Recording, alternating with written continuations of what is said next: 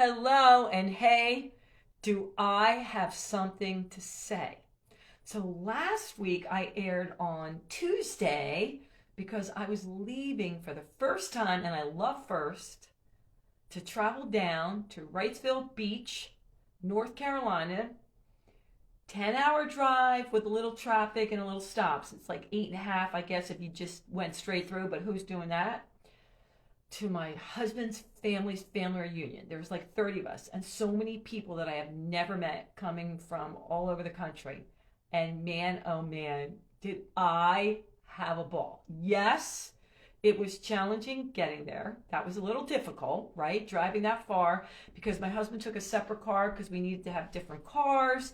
So he took his mom. I went with my son who doesn't drive yet. So that was a bit of a sticky wicket.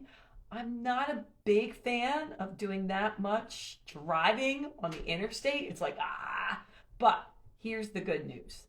The good news is, there's always good news, right? It was clear skies for me. And I've driven far where it's not. And I'm, oh my goodness, it's raining sideways. But this one, it was nice and sunny and not too hot. So we left Wednesday morning, we get down there Wednesday evening, and we had all day Thursday, Friday, Saturday, Sunday. We left Monday, and it was so much fun. I have to admit, another true confession, I probably did a little too much of the water sports. I was so excited. My neck was bothering me a few years ago from too many mountain bike falls, but I was like, okay, I'm gonna go for this. I'm gonna go out and do everything because I was feeling great. So when I got back, it was just like, yeah, well, I'm not sure. I'm not sure about this. But it was great. It was worth every single minute. Now, today, I'm hoping we're coming in. It worked. There's another first. I wasn't even going to say anything, Kate, because I was just like, well, if it doesn't work out, we are still good. So you did for the first time. Isn't that great? I love it. I love it when I can figure it out. And thank you also for helping me with this. Yeah, it's all good. Well, I did. I want to have another true confession. I did ask my son, who's upstairs, how I get around to an Android, and he helped me. He's like, do this. So we're all good. So before we get into it, Kate, I'm glad it worked out for you, and I love when people put themselves out there. And I always tell people, when you're going live, you don't know what's going to happen with the internet, God. So I can just talk about anything. And I was telling about my family reunion, my husband's family that got together in North Carolina, and I got to meet a lot of people for the first time I'd never met, and it was a ball. How fun is that? I know, and it was a 10-hour drive because it was 8.5 if you didn't hit traffic or stop, but of course I had to stop some of it because I was doing all the driving. But once I got there, it was worth it. So it was cool. It was a fun thing, and I love when I overcome, like, not a fear, but I'm not a fan of driving on interstates for that long. I'm okay for short periods, but hours on it's just a lot. So, all right, but let's get back to you. And before we get going, let me just read your bio. So what I don't know, and I was like, is this her name? But I think is your real name, or you go by Heartsong? Oh, that is my author name. Yeah, Woo! Kate Heartsong. I love it. Yes. All right, let's go with it then. Kate Heartsong is the empowering confidence coach, author, co-author, public speaker, and I did not know this, Reiki Master teacher. She is passionate about supporting her clients, audiences, and readers with her vast wisdom. Her newest book, Humanity's Cry for Change, Actions You Can Take to Create a New Earth, informs us that we can make positive changes for ourselves and for humanity. Yay! I'm a big fan of this topic. So before we get into that, I was asking you for the one thing that you would want to share with women. So let's start that. What is the one thing, if I said, hey, Kate, you just need to get it out, like, hey, I got something to say, what would it be? And I love it. And thank you for having me. And yes, I have something to say. And this is so to empower everyone listening to recognize that each of us really do have the capacity to make positive change in our lives. We are not victims. We are powerful creators. Mm. And you know, it resonated so much with me because just recently I redid my keynote, and my keynote is about life doesn't happen to you, you Yeah. happen to life, you know, and Yeah. that's all about the mindset. And I know we hear a lot about that, but what I wanted to do for our viewers and listeners today is just break it down, because I know you deal a lot with how the brain actually works, so that maybe not just emotionally, but logically, they can understand little things that they can do every single day that can make a huge impact. Because I know one of your statements is a lot of people, and not, they don't mean to do this, but they keep repeating the same stories over and over again. And some of those stories do not serve them well, and some Yeah. do. You know, and like you said, there's throughout childhood, there's conditioning and beliefs that happen. Mm-hmm. So let's start there. Let's just say whatever belief you've had since a kid. I mean, sometimes you don't even know. You just think that's fact instead of, I don't know, somebody said this to me years ago, and I'll never forget it, Kate. What's a belief, Sandy? I'm like, something you believe? What do you mean? They're like, a belief, a thought you think over and over again. And I was like, wow, that's right. So if I don't like that belief, I can change the thought I'm thinking. Exactly. Exactly. Well said. And actually, going back just very briefly about the conditioning from childhood, each one of us goes through conditioning. I mean, it's just the normal way of life. And we Yeah. are so imprintable, especially from the ages 0 to 7. And we are imprinted by the modeling of our parents, by the conditions of society. What is being said to us by our parents? And are they encouraging us, or do they put us down? There's so much that happens, so many dynamics. And as a result, I mean, we are very imprintable. And so it actually, not only on an emotional level, but even physiologically, it impacts us. It affects our brain. So neurons, it's just a natural physiology. The neurons, when a person hears something over and over again, or when they say something over and over again, or when they think something over and over again, just like you said, Sandy, it actually, on a physiological level, creates grooves in the brain, and neurons come together. And this is where, not only on a superficial level or conscious level, but subconsciously, there's so much power in this conditioning. So we do create beliefs, and we do create certain thoughts, and we have certain values about ourselves, certain opinions about the world. But the good news is, and I love this term, there's something called neuroplasticity. Yeah. Yeah. And I laugh because I'm so happy I can say that word. I used to not be able to say that word. But neuroplasticity is essentially the ability of the brain to change, the neurons to actually change.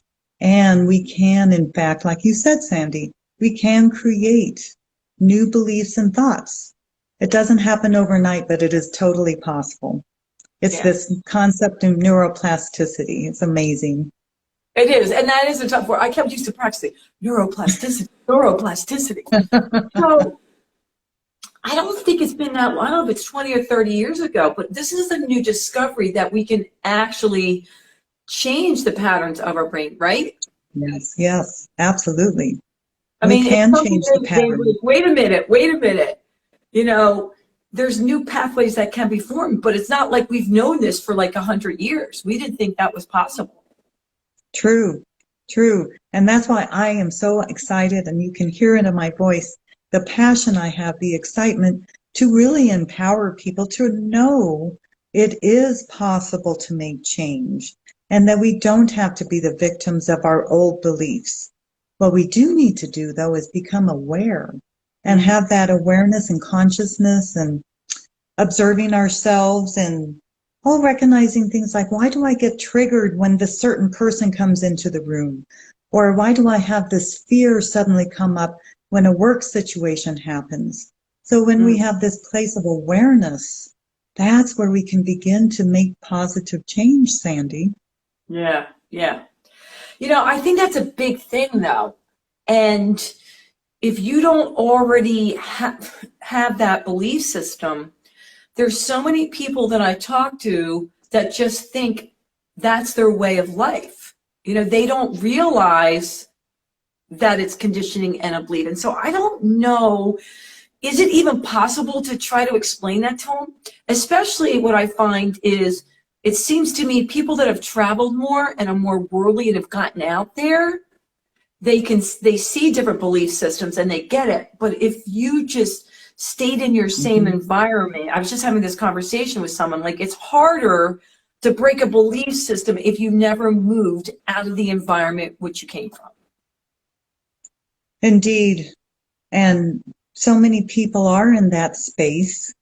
Sometimes it supports them, sometimes it doesn't. Yeah.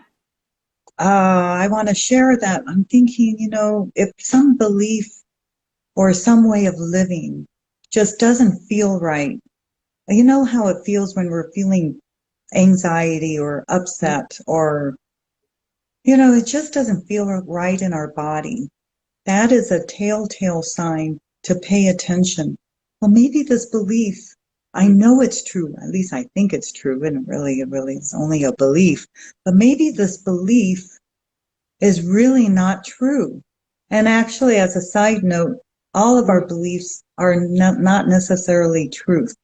They're actually beliefs through our filter systems called conditioning and being brought up in life. But to us, it's true. And so if we're willing to pay attention to the feelings in our body or our emotions, and perhaps if we're willing, opening up our mind to the possibility, maybe that's a red flag. Maybe this is not a good belief. Or asking that powerful question, how is this belief serving me? And does it help me expand? Does it help me to feel good about myself? Can I be of service to others? Or, God, when I have this belief I'm so stuck. I mean, there's a full spectrum, so much I could say on this topic. But so how does a person get out of that? I think it's just hopefully, and could be in so many different ways, but hopefully the person is listening to podcasts and live sessions like yours. There's so much valuable information out there. Or maybe they'll have a little seed planted by a friend who said something. Maybe they can open and expand even a little bit into a possibility. Maybe I should examine my beliefs. How do they serve me? Yeah, I've done that. I'm so glad you're saying it in a whole different way than I've said it. But my entire life, I've always asked myself, I don't know if that's good for me.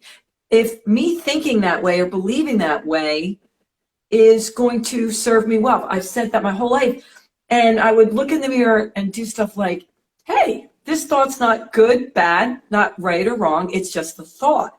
And that disempowered it. And then I would break it down and go, okay, what beliefs do I want to have? And like you said, it was over time, but I had to be willing. And I did it with mirror work. Look at myself and really go through different beliefs. And I had to be honest with myself, like, oh, that's been in there forever. That's why I think. And it's just gradually peeling back the onion. Oh, so beautifully said. And again, the willingness and having the awareness. I want to also add the importance of having compassion and kindness to ourselves. It does no good to beat up ourselves up like, God, maybe there's something wrong with me having this belief. Why did my parents teach me this? and then they may go into anger or upset or fear, parents are probably doing the very best they can. And Yeah, you yeah, yourself, yeah, they're doing what and they themselves have been brought up in a certain way by their parents. And sometimes, often, this is very generational. But yeah. if we can be kind and compassionate, and what you said also, Sandy, honest. I mean, Mm. who else is going to hear you inside of your brain with your own thoughts? No one. It's just you yourself. And if you can be kind and compassionate, and kind of, like, not beat yourself up, but be aware. And then what can I do, or what will serve me to make a shift and a change? Yeah. And that's really powerful. Can I share just a brief story? Oh, I love stories. Go for it. Okay. Well, I feel like, uh, I feel it would maybe help people to wrap their minds and hearts around this whole Ooh, concept of I'm making listening. positive change in your life. And I'll be very brief, but when I grew up, I was in a very dysfunctional family, lots of awful dynamics. And also, I lost a lot of my hearing, most of my hearing at the age of 2. I Uh-huh. was a very curious toddler, and I went to the window and I fell out. And this was about a story and a half high. And Mm. it's a miracle I'm okay, but I lost most of my hearing. So I had great Oh, shame. Yeah, I had a lot of great shame around that. I wouldn't dare tell people I couldn't hear them. Back then, they really didn't have hearing aids for my type of hearing loss. huh. So Mm. so between the dysfunctional dynamics, which brought my self-esteem down, and the shame I had around my hearing loss, I'm actually very different then than I am today. I had no confidence, but I was able to raise myself up above all that. But one of the things I used to say to myself all the time, it was like without even thinking, I always said as a young child, oh, I am stupid. I am stupid. Oof. So what did I train my brain to think? I am Yeah, stupid. And then I started making mistakes that I thought were stupid.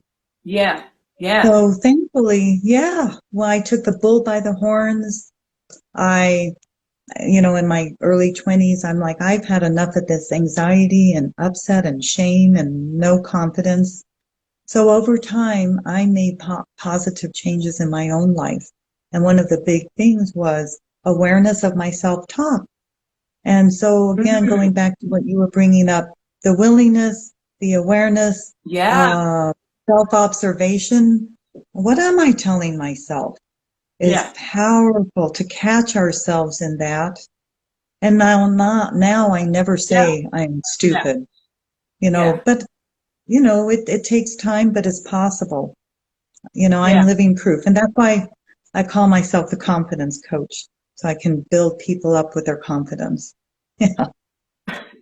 You know, I'm really glad you told that story because it really, I think, resonates with people to know, that not everyone came from this most amazing childhood, and that's why they have, this strong belief in themselves. And like some people did. They did have parents Yeah. that supported them. Yeah, they made mistakes, but supported them. Yeah. They were strong. They felt so loved.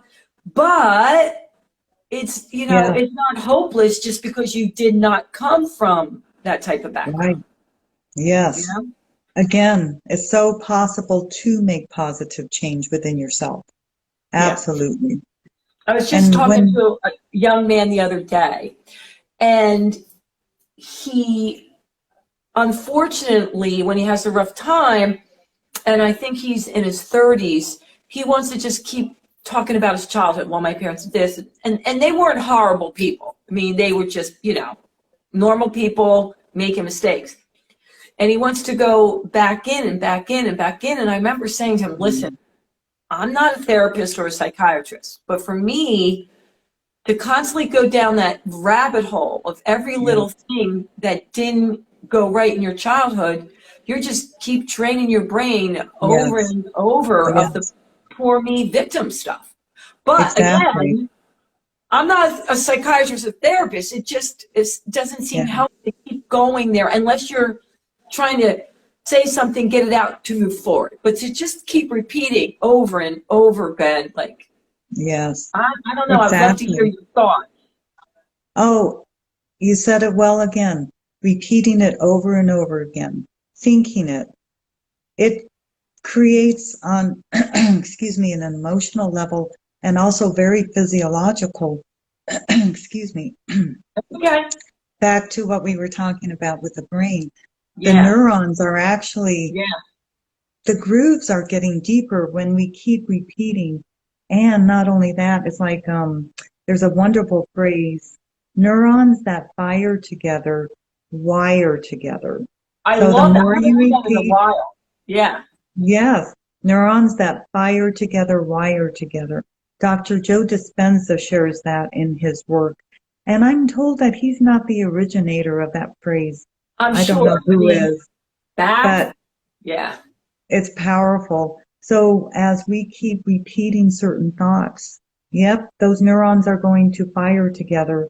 And so Yeah. when we get a stimulus from the external environment or a stimulus within our own self with self-talk, it's going to fire those neurons. Yeah. So again, going back to the neuroplasticity, the good news is we can shift and backtrack and replace those negative comments with Mm. positive ones. And the person that you're referring to, he unfortunately is reliving it and yes, Yeah. making those neurons even stronger.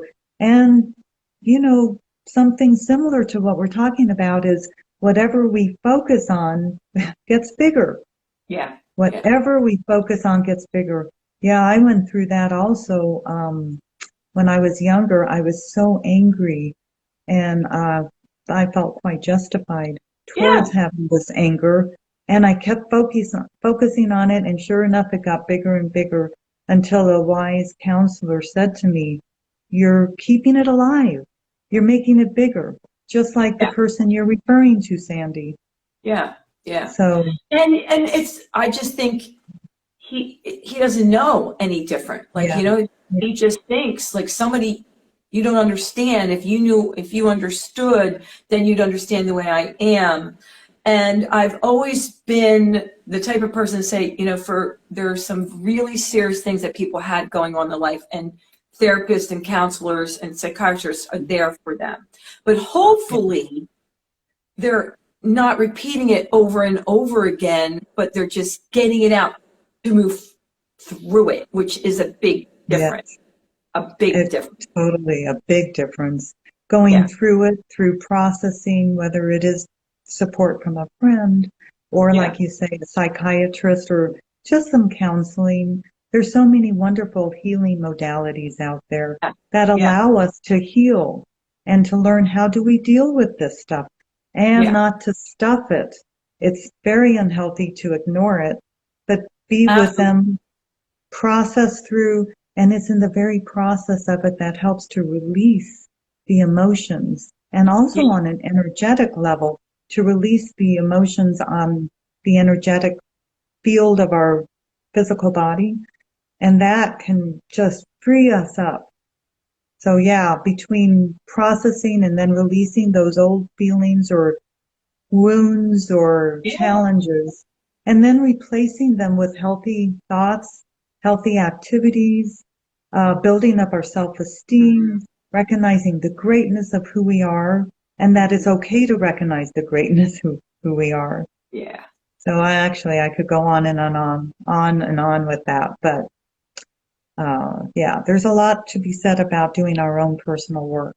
And Yeah. when we do, not only we feel better, but those around us do, and we're actually adding to a healthier collective consciousness, all of humanity. Yeah. So, Yeah.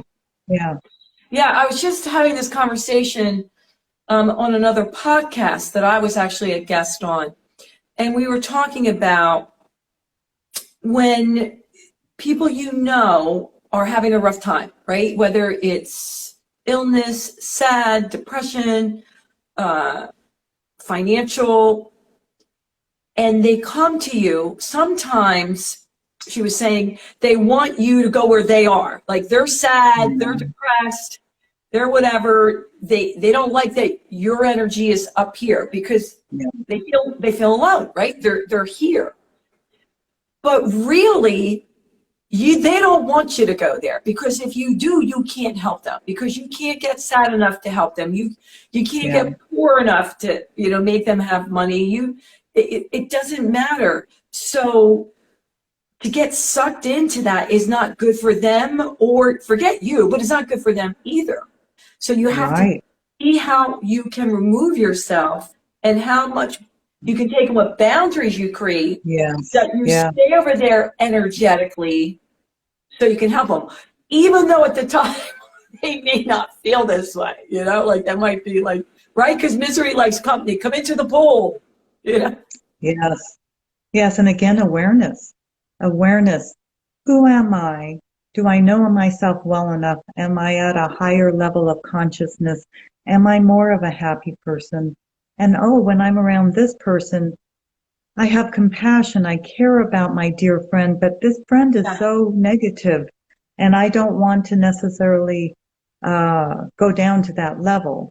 How can I create my own boundaries? Like you said so well, Sandy, what can I do? And this is where the balance can be very, very delicate. How can I support my friend? I really care about this person. I've known them for 20 years. And yet I know when I'm with this person, I am brought down. Or when I'm with this person, what tools can I use to keep myself up and energetically protected so I am not brought down? And again, the self-awareness. Observation of yourself. How am I showing up? Am I easily drawn into a lower vibration? Good one. Yeah, there's a full set of possibilities here with this friend. Another one is, how emotionally attached am I to, let's say, for example, the healing of my friend. How much can I help them? I can certainly be there and support them, but they're feeling negative, they're depressed, whatever the situation is. And I can certainly help to a point. But sometimes, we've got to send them over to some professionals.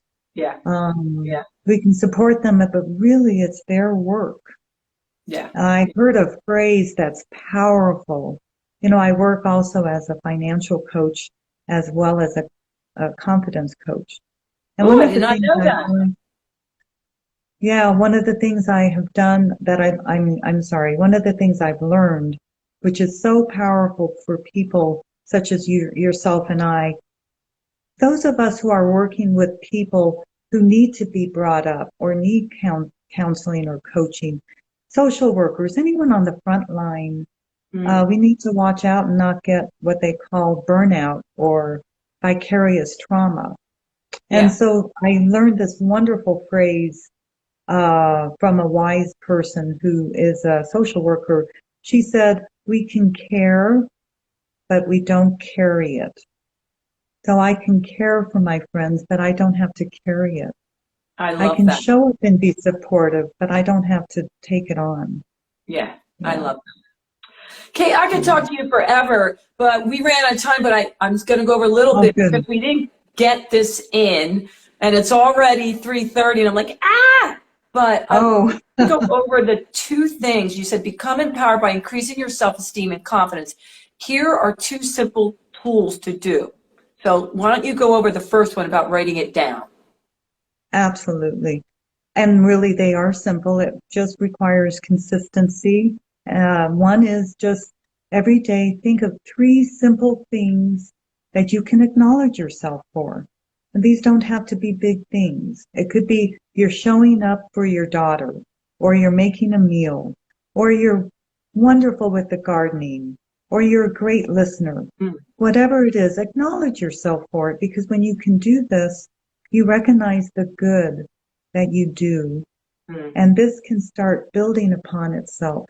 recognizing your simple accomplishments can build on itself, and it can start making you see, oh, I do all these things right. I'm not a mistake. Yeah. And then, yeah. The I love second one is to have gratitude.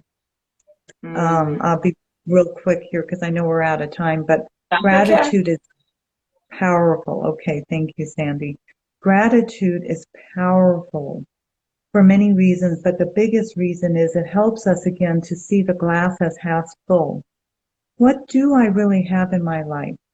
How many people are grateful that without even giving it a thought, they go to their kitchen sink and water comes out of it? Yeah. Every time they go to their car starts. They have friends they can rely on. What about their health? Maybe they're generally healthy. There's so many things we can be grateful for. But the other thing is that when we are in a space of gratitude, we raise our vibration because everything is energy. And when we are in a higher vibrations, like gratitude or respect or kindness or love, we feel better and we can keep ourselves higher in that place. And it just really, again, can help to build that self-confidence and self-esteem. Yeah. Yeah. I'm all about the little things every day to have big impact. You know, they're not complicated. It's just consistency. And there's so many different tools, and you know, those are just two, and there's so many out there. You've got to find something that works for you. It's just, like you said, being aware and the consistency little by little. Well, Kate Heartsong, it's been a pleasure to have you on. I'm so glad we figured it out. But before we go, tell them how they can reach you and purchase your books. Awesome. Well, thank you. And again, thanks for having me. This time went really fast. So how people can reach me is I have my website, joyfulradiance.com, joyfulradiance.com. And there's amazing articles, uplifting articles that they can sign up for. Just opt in, and you get 2 free heartwarming meditations.